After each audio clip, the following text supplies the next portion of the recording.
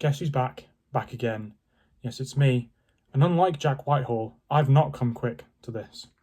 It's been a few weeks, and I've considered making a video on it. I don't really feel that passionate about it, so it didn't really require a video. I thought there'd be much more interesting subjects that I could make a video about, and I'm sure I will make more videos about something more interesting to me. But a lot of people will find this interesting because it's about an incredibly famous person, supposedly, because they have 9 million subscribers on YouTube. Some of you may know Sam and Colby did a Conjuring series where they spent a week at the Conjuring house. And they did 4 episodes, and each episode has a guest, or 2 or 3. But on one episode, they had some guests that didn't stay as long, and there were only 2. And I think I know why. And I'm very confused about why they were guests again. And I'm very confused about why they acted the way they did, and also why they were received so well. I didn't know the person who appeared on the video until I did a little bit of research, because I'm like, who the fuck does this person think they are? Why are they on Sam and Colby? It was the 4th episode, I think, third, I think. And they were joined by Bella Porch and this gentleman, Larray, he can't decide on his name. I think he has 2 just in case he forgets the first one. I wouldn't be surprised. It seems he has the mental capacity of a gnat, and also absolutely no filter and sort of like idea of context and what's appropriate and what's not. Because if we take a look at his attire for this Conjuring video, we can see that he was wearing a shirt, and the shirt read, "This is the only shirt I had without cum on it." Wow. Now, the reason this is important is because, quite frankly, it's inappropriate for a channel that gets tens of millions of views, lots of which are young children, who are not going to know exactly what they're talking about. The age range for Sam and Colby is approximately like the age you should be starting watching YouTube, say 11, 12, all the way up to older teenagers. But either way, whether it's the older teenagers or the younger teenagers, I don't think that's appropriate for a paranormal investigation. After I finished watching the video, because it was painful to watch, and you'll see why, I believe he was going for the aim of being the comic relief. But he failed miserably in that. And for some reason, there were compilations afterwards saying how iconic he was in that video. I don't think he was iconic. I think he was unoriginal, boring, repetitive, and difficult to be around. In terms of if I was watching it and the sense of myself being there, if I was there, I would be punching him in the face within about 15 seconds. But yet, after not knowing who he was, I was thinking, I know him from somewhere. I definitely know him from somewhere. So I did a little research and I put his name into the YouTube search bar. And I stopped my research after about, 6 seconds. Because I came across this. Okay, let's go. Who the fuck tryna nut in my butt, bitch? Really?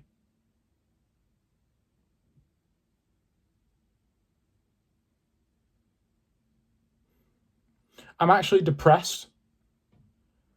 I think this has actually taken a toll on my mental health. It's depressing. It's sad.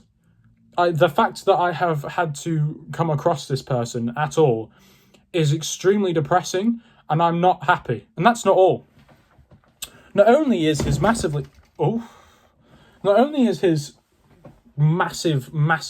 constant main part of his personality the fact that he is a man-slag, apparently, because that's a very good, very iconic personality trait to have. And not only is that he walking around plastering the fact that he is a promiscuous personality style, which of course is to definitely be encouraged these days, he's posting it to a main sort of age range. He may not want that to be his age range, but it is, and he needs to take that into consideration, especially when he appears on a channel like Sam and Colby, which the age range is even younger. His age range and their age range is teenagers. Influenceable, if that's the right word, influenceable? Able to influence and being able to influence very easily influenced teenagers who will have their worldviews adapted by what they consume. And going on and doing things like that and encouraging promiscuity and a very active sex life, some may consider a dangerously active sex life, thinking it's that having no shirts without cum on it is just completely fine, and generating and encouraging this sort of attitude towards sexual activity, and then we wonder why teenage pregnancies are on the rise. I mean, why are we surprised? Why are we going, oh my god, teenage pregnancies are on the rise? Anyway, everyone come in me. That's not what are we? The maths is a mathing. Why are we shocked that this is the case when literally people like this are going around and actively encouraging it when their specific age range includes teenagers? Tell them to go read a book, go outside, go on a walk, watch a documentary, do something that will improve your life and not add more life to the world. That's not all. Seemingly, simply because he is a avid and raging homosexual, that means that he is, of course, an icon, and that he is someone to be praised and admired. When, if you remove the filter and stop looking at him as a gay icon, in quotation marks, I think some in the community would debate the fact that he's an icon.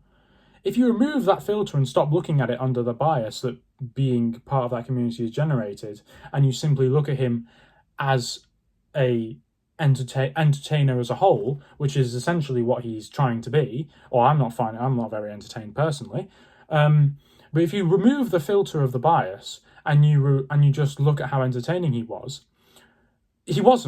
Throughout the entire Sam and Colby video, he made the same joke that not only he has made, but literally every single person who appeared on that channel has made, about how it's time to go home. Why are we here? Come on, let's go. Oh my god, I'm done. He made that joke. Pretty much every single person who's appeared on the Sam and Colby channel has made that joke at least once. Oh my god, why are we here? Let's go. Everyone makes that joke. The majority, 80% of the jokes he made, although none of them was funny, 80% of the jokes we made was the same joke. Now, this is annoying me for a few reasons. One, it's not even your joke. It's not even an original joke. It's something that nay, hundreds of people who have been part of a paranormal investigation have made. So it's not even your joke. It's not even your original content. And also, you're making it over and over again.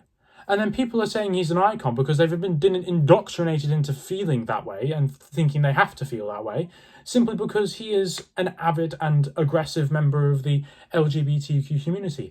Utilising and weaponising his sexuality to just force everyone to think he's funny is just not going to side, quite frankly. I think people need to learn to remove the filter and not take into account everyone's identity when they're thinking about how entertaining someone is.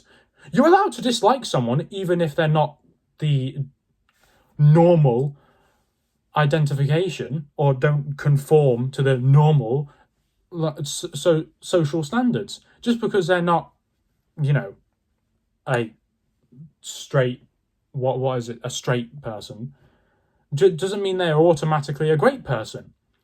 You can like and dislike whoever you like, regardless of their sexuality, but everyone seems to be so scared of it now.